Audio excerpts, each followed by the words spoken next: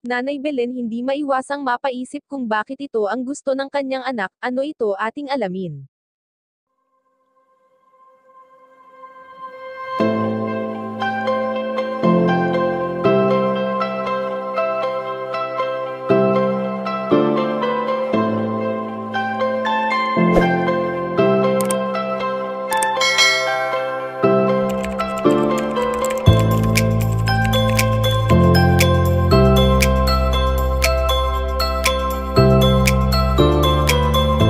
Napakasaya nga ngayon ng pamilyang mayroon si Bunso Migs Malino dahil hindi naman lingid sa ating kaalaman na sama-sama silang nagdiriwang ng mga okasyon o di kaya naman ay namamasyal sa iba't ibang lugar.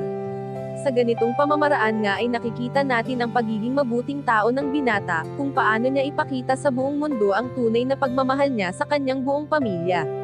Wala na ngang masasaya pa sa puso ni Nanay Belen sa tuwing nakikita niya na unti-unti nang natutupad ng binata ang pangarap nito, na noon ay kasama niya pang mangarap ang namayapang komedyanteng si Cutie Mahal.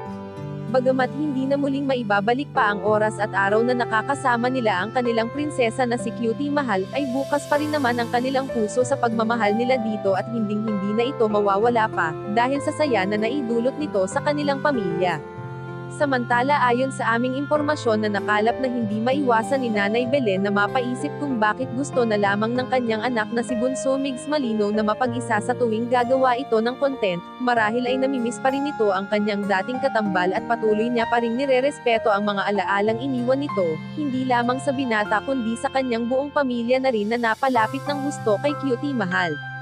Kayo mga kachika, anong masasabi nyo dito? Please leave the comment and don't forget to subscribe.